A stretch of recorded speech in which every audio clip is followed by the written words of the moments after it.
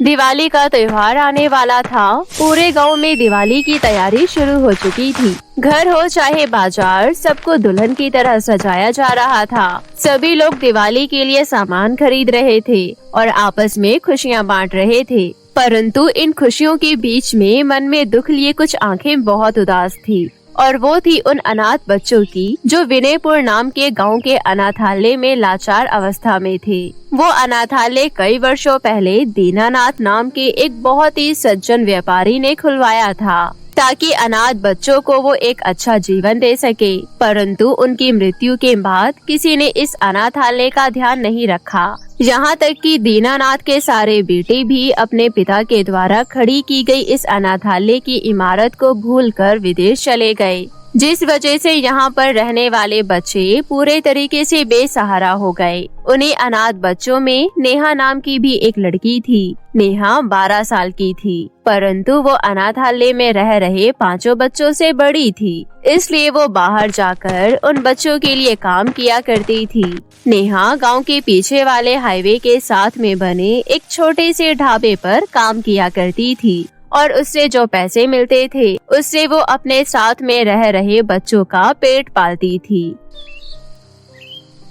ऐसी ही एक दिन जब नेहा सुबह सुबह उठकर काम पर जा रही होती है, तो वो देखती है कि उसके अनाथालय का बच्चा रवि आंखों में आंसू लिए गुमसुम दरवाजे पर बैठा है। उसे ऐसा देखकर नेहा उससे पूछती है, क्या हो गया रवि, तू इतना उदास क्यों है और तेरी आंखों में ये आंसू क्यों?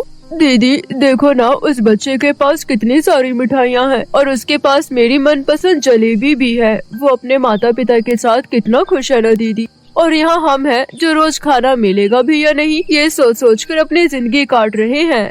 ऐसा मत सोच रवि, और तू चिंता क्यों करता है? अगर तुझे जलेबी खाना है तो ये तेरी बड़ी बहन तेरे लिए जलेबी लेकर आएगी। दीदी आप सच कह रही हैं? हाँ, मैं बिल्कुल सच कह रही हूँ। इस दिवाली पर मैं तेरे लिए ढेर सारी जलेबी लेकर आऊंगी। दीदी ऐसे वादे तो आपने पहले भी किए थे, लेकिन आप उसे पूरा नहीं कर पाई। जब मैं अपने मम्मी पापा के साथ था तो मैं कितना खुश था। उनके साथ मैं कितने मजे से दिवाली मनाता था, लेकिन एक झटके में ही सब कुछ छिन गया। काश मैं भी उस दिन अपने मम्मी पापा के साथ उस ट्रक के नीचे आ जाता। ऐसा नहीं कहते रवि, और तू उदास मत हो। इस बार तेरी बहन तुझे पक्का वादा करती है, इस बार की दिवाली तू अपनी मनपसंद जलेबियों के साथ ही मनाएगा। ऐसा कहकर नेहा रवि को दिलासा देती है और काम पर चली जाती है। नेहा जब ढाबे पर पहुंचती है तो देखती है कि उसका मालिक सभी खाना बनाने वाले बावर्चियों को दिवाली का बोनस दे रहा है। ये सब देखकर नेहा भी अपने मालिक के पास जाती है और कहती है, साहब परसों दिवाली है, मैंने भी आपके यहाँ इतने महीने काम किया है, क्या मुझे भी बोनस मिलेगा? तू काम कितना करती है जो बोनस मांगने आ गई? और अगर तुझे दिवाली का बोनस चाहिए तो दिवाली तक इंतजार कर। दिवाली वाले दिन जो तेरा बनेगा वो तुझे दे दूंगा। अपने मालिक की बातें नेहा को अच्छी तो नहीं लगती, परंतु वो खुश हो जाती है कि उसे कुछ न कुछ तो मिलने वाला है। और फिर 2 दिन बाद दिवाली वाले दिन नेहा अपने मालिक के पास जाती है और उसे याद दिलाते हुए कहती है, मालिक आपने कहा था कि आप दिवाली वाले दिन। हाँ मुझे याद है, ये ले 10 रुपए रख ले और खुश हो जा कि तेरे मालिक का दिल इतना बड़ा है। उन 10 रुपयों को देखकर नेहा का मन काफी उदास हो जाता है, परंतु वो इस बात से खुश होती है कि वो अपने अनाथ गरीब भाई बहनों के लिए कुछ न कुछ ले जा पाएगी। इसलिए नेहा उन 10 रुपयों को खुशी खुशी अपने पास रख लेती है और फिर काम करने लग जाती है। और फिर अपने मालिक के कहने पर नेहा एक ग्राहक को खाना देने जा ही रही होती है कि तभी अचानक उसका पैर फिसल जाता है और वो खाने समेत गिर जाती है। गिरने की वजह से नेहा के हाथ में चोट लग जाती है और सारा खाना भी बर्बाद हो जाता है। परंतु नेहा का मालिक नेहा की चोट को अनदेखा कर उसे ही सुनाने लग जाता है, तेरी आंखें हैं या बटन, सारा खाना बर्बाद कर दिया। इसलिए मैं लड़कियों को काम पर नहीं रखता। हाथ में जान होती नहीं है और आ जाती है काम करने के लिए। मेरा इतना सारा नुकसान कर दिया। मालिक मुझे माफ कर दीजिए, ये सब मैंने जानबूझकर नहीं किया। मेरा पैर फिसल गया और ये सब हो गया। कृपया करके मुझे माफ कर दीजिए। तेरे माफी से मेरे इस नुकसान की भरपाई नहीं होने वाली। ला, जो मैंने वो 10 रुपए दिए थे वो मुझे वापस कर। मालिक आप ये कैसी बातें कर रहे हैं? उन पैसों से तो मैं अपने गरीब भाई बहनों के लिए जलेबियाँ लेकर जाने वाली थी। यहाँ मेरा नुकसान करके तू अपने भाई बहनों को जलेबियाँ खिलाएगी? पहले मेरा नुकसान भर, उसके बाद जो करना है करियो। ऐसा कहकर ढाबे का मालिक नेहा से वो 10 रुपए भी छीन लेता है। ये सब देखकर नेहा की आंखों में आंसू आ जाते हैं और वो खूब रोने लगती है, परंतु ढाबे का मालिक रुकता नहीं है। वो नेहा को बस सुनाते ही जा रहा था, परंतु तभी वो ग्राहक वहाँ आ जाता है जिसका नेहा खाना लेकर जा रही थी। बच्ची से गलती हो गई है और ये सब उसने जानबूझकर नहीं किया, तो फिर तुम इस बात को इतना बड़ा क्यों कर रहे हो? और अगर तुम्हें तुम्हारे खाने के पैसे चाहिए तो ये लो, और अब इस बच्ची को तंग करना बंद करो। ऐसा कहकर वो ग्राहक, जिसका नाम सुरेंद्र था, वो बर्बाद हुए खाने के पैसे भर देता है। पैसे मिलने पर ढाबे का मालिक खुश हो जाता है और नेहा को सुनाना बंद कर देता है। यहाँ दूसरी ओर सुरेंद्र नेहा के पास आता है और कहता है, बेटा अब रोने की जरूरत नहीं है, अब वो तुम्हें नहीं डांटेगा। अच्छा इधर बैठो और बताओ तुम कुछ खाओगी? हाँ, मुझे जलेबी खानी है।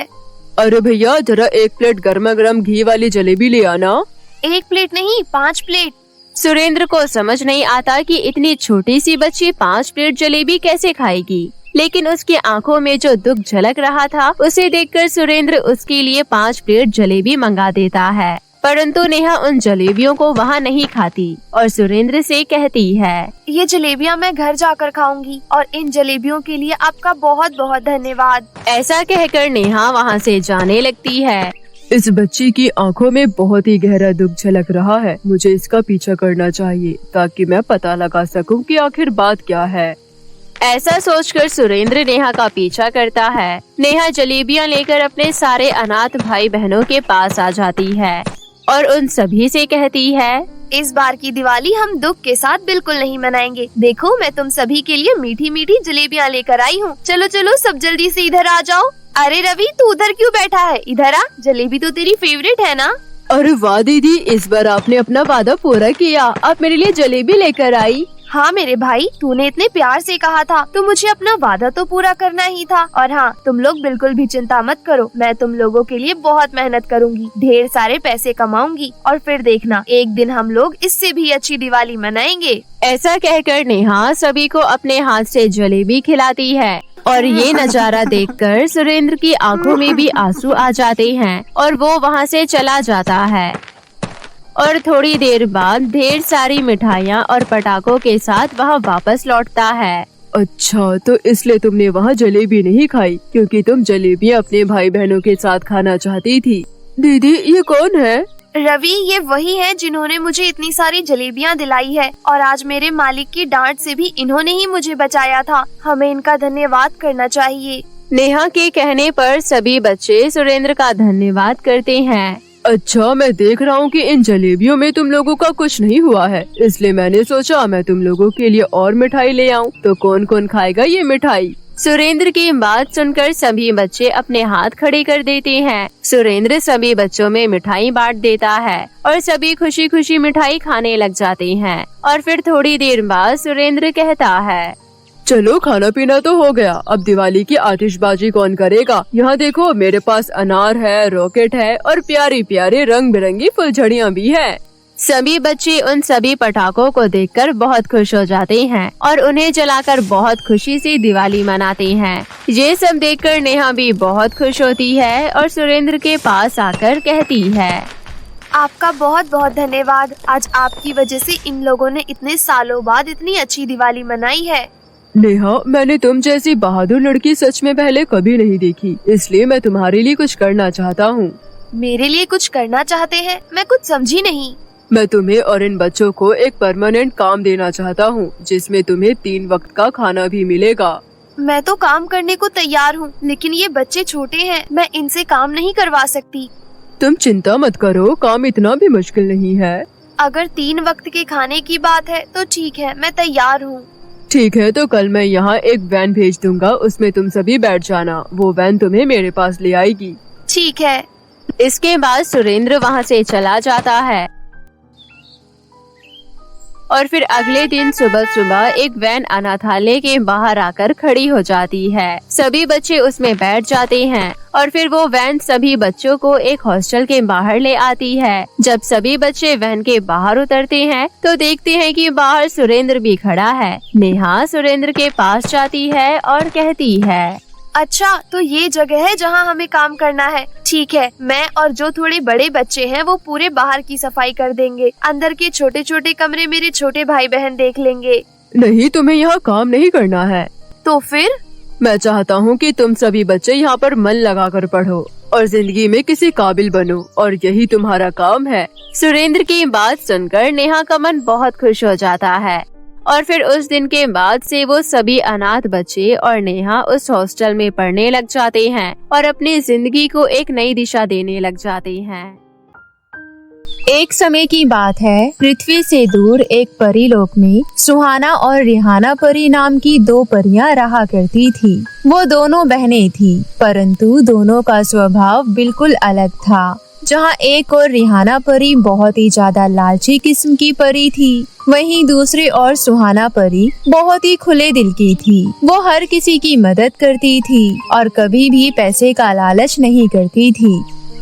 ऐसी ही एक दिन रिहाना परी सुहाना परी से कहती है, सुहाना, कल रिमझिम परी का जन्मदिन है, हमें उनके जन्मदिन पर उनके महल जाना है। अरे वाह, ये तो बहुत ही अच्छी बात है। हमें उनके लिए कोई अच्छा तोहफा लेकर जाना चाहिए। हाँ, तुम्हारी बात सही है, लेकिन उससे पहले हमें पार्टी में पहनने के लिए अच्छे कपड़े चाहिए और मेरे पास तो पार्टी लायक एक भी ड्रेस नहीं है। चलो ठीक है, पृथ्वी लोक चलते हैं। वहाँ हम लोग पार्टी में जाने के लिए कपड़े भी खरीद लेंगे और रिमझिम परी के लिए कुछ गिफ्ट भी ले लेंगे। इसके बाद दोनों परियां पृथ्वीलोक आ जाती है। वो दोनों परियां शॉपिंग करने जा ही रही होती है कि तभी रास्ते में उन्हें एक बुढ़िया मिल जाती है। बुढ़िया उन दोनों परियों को देखकर कहती है, अरे वाह, तुम तो परियां हो। मैंने सुना है परियां सभी लोगों की मदद करती है। कृपया करके मेरी भी मदद करो, मुझे बहुत भूख लगी है। मेरे पास खाने के लिए कुछ भी नहीं है। ठीक है अम्मा जी, ये लीजिए 10 सोने के सिक्के। मुझे रोज मेरी छड़ी से 10 सोने के सिक्के मिलते हैं। आज आप ये सिक्के रख लीजिए। रिहाना, एक काम करो, तुम भी इन्हें अपनी छड़ी से मिलने वाले सिक्के दे दो। वैसे भी तुम्हें तो 20 सिक्के मिलते हैं। कृपया करके इनकी मदद करो। ये सब पागलों वाले काम तुम ही करो। मुझे मेरे सिक्कों से रिमझिम परी की पार्टी में जाने के लिए ड्रेस लेनी है। ड्रेस तुम बाद में भी ले सकती हो रिहाना, अभी इन्हें जरूरत है और जरूरतमंद की मदद करनी चाहिए। रिहाना परी मुंह घुमाकर दूसरी तरफ खड़ी हो जाती है। रिहाना परी को देखकर सुहाना परी बुढ़िया से कहती है, माफ करिए अम्मा जी, आज कृपया करके आप इतने ही सिक्कों से काम चला लीजिए। बुढ़िया सुहाना परी का धन्यवाद करके वहाँ से चली जाती है। फिर थोड़ी देर बाद दोनों बहनें एक शॉपिंग मॉल में आ जाती है। क्योंकि रिहाना परी के पास अपने 20 सिक्के थे, इसलिए वो बहुत अच्छी शॉपिंग करती है और अपने लिए तरह तरह की ड्रेस लेती है। परंतु सुहाना परी कुछ भी नहीं ले पाती। फिर वो दोनों परियां जैसे ही शॉपिंग मॉल से निकलकर आगे बढ़ती है तो उन्हें एक और बुढ़िया दिखाई देती है। वो बुढ़िया दोनों परियों से कहती है, अच्छा हुआ तुम दोनों परियां यहाँ आ गई। पृथ्वी के खजाने को तुम दोनों का ही इंतजार था। खजाना? कौन सा खजाना? रिहाना, हमें इनकी बातों में नहीं आना चाहिए। चलो वापस परी लोग चलते हैं। सुहाना, बात तो सुनने दो। ये क्या कह रही है? लगता है ये किसी खजाने के बारे में बात कर रही है। हाँ, पृथ्वी लोक पर सभी परियों के लिए ढेर सारा खजाना है, पर कोई भी परी इसके बारे में जानती नहीं है। तुम दोनों परियां मेरे साथ चलो, मैं तुम्हें उस खजाने तक ले चलती हूँ। रिहाना, तुम जानती हो ना पृथ्वी लोक पर परियों के लिए कितने जाल बिछे होते हैं। हमें इनकी बातों में नहीं आना चाहिए। ऐसा कुछ नहीं है सुहाना, और वैसे भी सोचो, अगर हमें ये खजाना मिल गया तो हम लोग कितने अमीर हो जाएंगे। वैसे भी हम ये 10 और 20 सिक्कों में काम चलाते हैं। अगर हमें खजाना मिल गया तो हम भी बाकी अमीर परियों की तरह ऐसे जिएंगे। अगर तुम्हें खजाना नहीं चाहिए तो ठीक है, तुम वापस परी लोक चली जाओ। मैं इस बुढ़िया के साथ जा रही हूँ।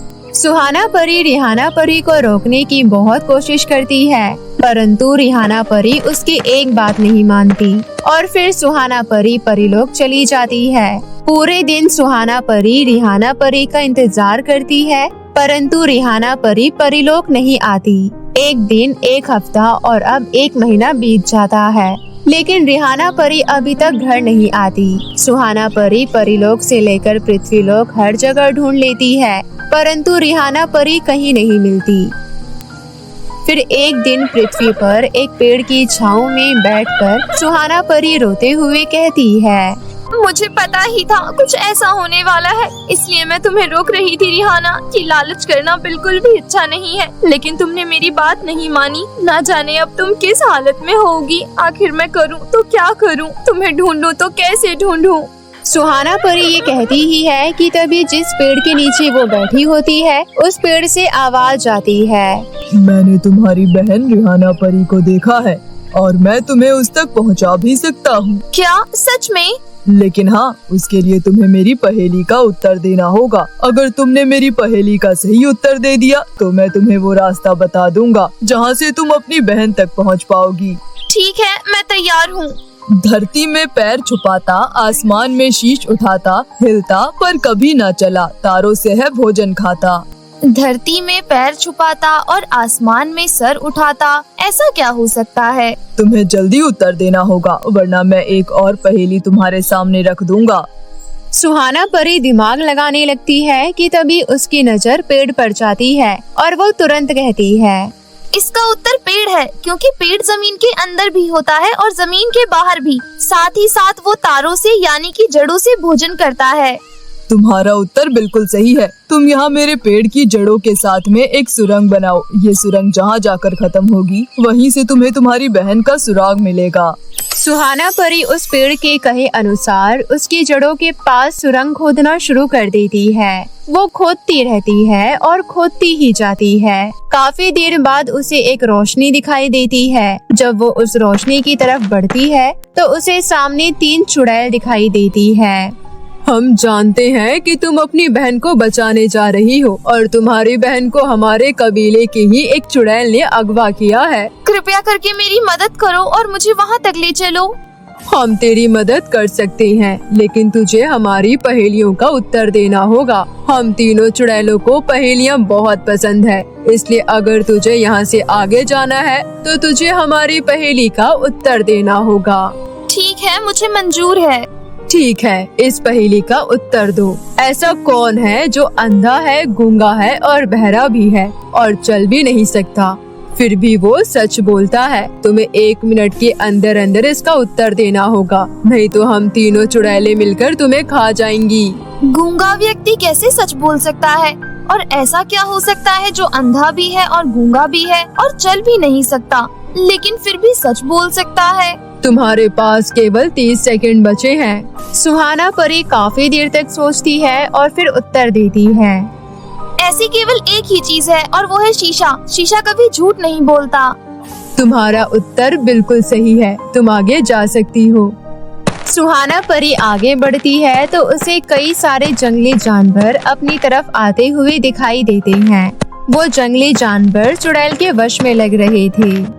लग रहा है इन जंगली जानवरों को चुड़ैल ने अपने वश में कर रखा है ताकि ये मुझे नुकसान पहुंचाएं। मुझे कुछ करना होगा क्योंकि मैं बिना वजह इन्हें नुकसान नहीं पहुंचा सकती। सुहाना परी को समझ नहीं आ रहा था कि आखिर वो क्या करे, लेकिन तभी उसके दिमाग में एक तरकीब आती है और वो किसी तरह एक लकड़ी को जलाती है और उस लकड़ी को अपने पास रखते हुए उन सभी जानवरों के बीच में से निकल जाती है। और तभी वो एक ऐसे कमरे में पहुंचती है जहां पर वो देखती है कि उसकी बहन यानी कि रिहाना परी एक शीशे के बक्से में कैद है और उस शीशे के बक्से के आसपास आग लगी हुई है और धीरे धीरे वो आग शीशे के बक्से के पास पहुंच रही है। सुहाना परी दौड़कर वहां जाती है, परंतु तभी वहां पर वो चुड़ैल आ जाती है जिसने रिहाना परी को कैद किया था। अरे वाह, मैं तो सोच रही थी कि तुझे अलग से किसी तरह फंसाकर यहाँ लाना होगा, लेकिन तू तो यहाँ खुद ब खुद आ गई। अच्छा है, अब तुम दोनों की बलि एक साथ देकर मैं परीलोक तक पहुँच जाऊंगी और फिर पूरे परीलोक को अपने कब्जे में कर लूंगी। नहीं, तुम्हारा ये सपना कभी भी सच नहीं होगा। अच्छा, तू रोकेगी मुझे? चल देखते हैं कितना दम है तुझमें। इसके बाद चुड़ैल सुहाना परी पर हमला करती है और सुहाना परी चुड़ैल पर। उन दोनों की घमासान लड़ाई शुरू हो जाती है। तूने अपनी जिंदगी में बहुत पाप किए हैं और लोगों की बहुत बद्दुआएं ली है, परंतु मैंने हमेशा लोगों की मदद की है और उन लोगों की दुआएं मेरे साथ है। साथ ही साथ रानी परी की दी हुई नई शक्तियाँ भी मेरे साथ है। अब तुझे मुझसे कोई नहीं बचा सकता। ऐसा कहकर सुहाना परी अपनी सारी शक्तियाँ एक जगह केंद्रित करती है और फिर उस शक्ति का सामना चुड़ैल भी नहीं कर पाती और वही उसका अंत हो जाता है। इसके बाद सुहाना परी भागकर रिहाना परी के पास जाती है और उस शीशे के बक्से को खोलने की कोशिश करती है, परंतु वो बक्सा नहीं खुलता। आखिर ये बक्सा खुल क्यों नहीं रहा? सुहाना, ये चुड़ैल की दुनिया पहेलियों से बनी है। जरूर ये जादुई शीशे का बक्सा भी पहेलियों से बंधा हुआ है। तेरी बहन बिल्कुल सही कह रही है। अगर तुझे अपनी बहन को यहाँ से निकालना है तो तुझे मेरी पहेली का उत्तर देना होगा। ठीक है, मैं तैयार हूँ। लेकिन एक बात ध्यान रख, तुझे मेरी पहेली का उत्तर 30 सेकंड के अंदर देना होगा, वरना ये जो आग बाहर है वो आग अंदर होगी और तेरी बहन जलकर भस्म हो जाएगी। ठीक है, तुम पहेली पूछो, मैं तैयार हूँ। मुझे पलट के देखो तो लगता हूँ नौजवान, मुझसे कोई अलग नहीं रहता, बच्चा बूढ़ा हो या जवान, उत्तर दो। पलटने पर नौजवान हो जाता है और कोई भी अलग नहीं रह पाता, ऐसा क्या हो सकता है? जल्दी करो, तुम्हारे पास समय कम है। सुहाना परी आंखें बंद करती है और फिर थोड़ी देर बाद आंखें खोलकर कहती है, इसका उत्तर वायु है। वायु शब्द को यदि उल्टा कर दिया जाए तो उसका अर्थ युवा हो जाएगा, यानी कि नौजवान। और वायु से कोई भी अलग नहीं रह पाता, चाहे वो बूढ़ा हो, बच्चा हो या फिर कोई जवान। सुहाना परी के इतना कहते ही वो शीशे का बक्सा टूटकर चकनाचूर हो जाता है और रिहाना परी सही सलामत बाहर आ जाती है। बाहर आते ही रिहाना परी सुहाना परी के गले लग जाती है। मुझे माफ कर दो सुहाना, मुझे तुम्हारी बात माननी चाहिए थी। अगर मैं तुम्हारी बात मानती तो आज ये सब नहीं होता। मुझे आज एक अच्छा सबक मिल गया है। आज के बाद मैं कभी लालच नहीं करूँगी और सभी लोगों की मदद करूँगी, बिल्कुल तुम्हारी तरह। ये तो बहुत अच्छी बात है रिहाना। चलो अब परी लोग चलते हैं।